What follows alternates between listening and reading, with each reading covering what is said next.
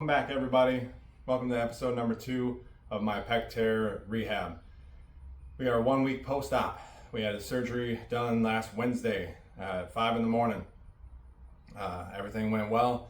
I'll give you a little bit of details on how the operation went, what my doc feels, and then we will kind of walk through the steps for the future endeavors here. So last Wednesday, got on the books, 5 a.m., first one in line, which is great. Start fresh. Hopefully had a nice cup of coffee. He was very confident. He's done these surgeries many times before, so I had all my faith in him. He was very straightforward, understood the consequences of the injury, and that there are, difficulties in surgery with tissues that big and catastrophic injuries that large. So got in at 5, and luckily enough, my wife was able to drop off the kids or a little bit later that day, so that she was there with me for the recovery in the room, and then also to bring me home. And so I was very appreciative to have her by my side during that process. So yeah, his care team was phenomenal. They treated me very well, got me set up in a nice room.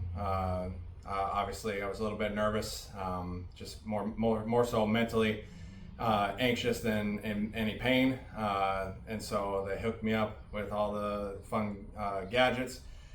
The most uncomfortable element was probably the nerve block that they did into the upper scalene area into my neck here. So they had to go fairly deep in there to get to a vein or to a nerve that would block and numb off this entire arm, which I appreciate because I can only imagine if there wasn't. Thank you for medical technologies and advancements. But went into the operation. Surgeon was able to meet me as I rolled in. He gave me his last 2 cents, and he had looked at the MRI a little bit more closely, and he said that the likelihood of the Achilles graft going in was going to be the way to go. My native tissue there, he just didn't think was going to be manageable enough to reattach to the existing tendon. So that is what he did. So he went in, nice clean cut incision, and he was able to identify native tissue wasn't going to work. Slapped that Achilles tendon on there, which, it's a cadaver, so it's, dead tissue, and my body's going to have to go through every single process that it normally would to accept that new tissue and then remodel it to my own specifications. So kind of crossing my fingers that it was from some really hardcore athlete, just give me that little extra edge.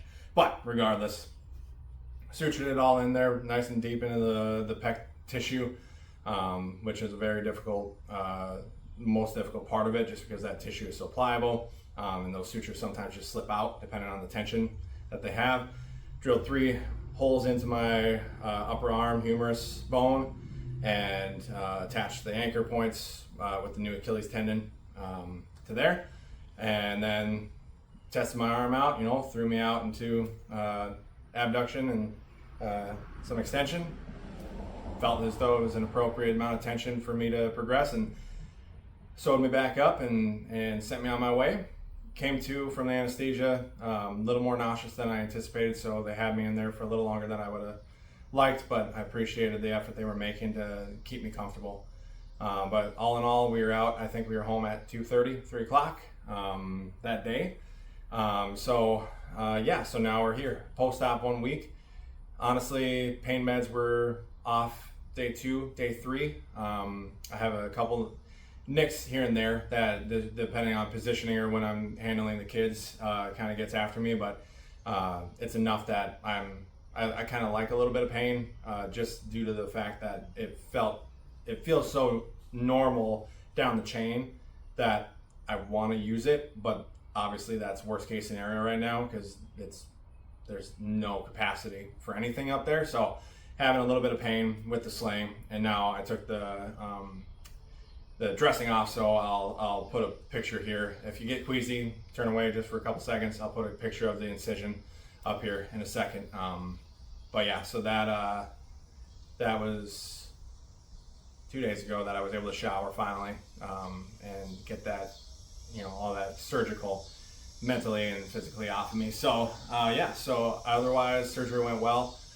I have my post-op week 2 next week with the PA, and then from there, it's 6 weeks in the sling, elbow, wrists, hands, so I can do really light grip stuff. So I'm into a pinch grip, some extensors, no load in the hand. I'm just going through, flexion and extension, rotations, no shoulder movement at all. So no protraction, retraction, abduction, adduction, anything like that. So just trying to figure out the best case scenario for sleeping. Still haven't really found a great spot for that, but I think with the lack of pain and maybe propping a pillow underneath my elbow, I'm gonna actually sleep in my own bed tonight, just because everywhere else in the house we don't have the length for my legs. So having a king bed back might help with my psyche a little bit.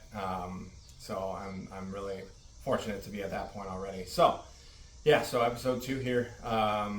We're grinding now. It's a little bit of a active deload. I'm gonna get back in the gym.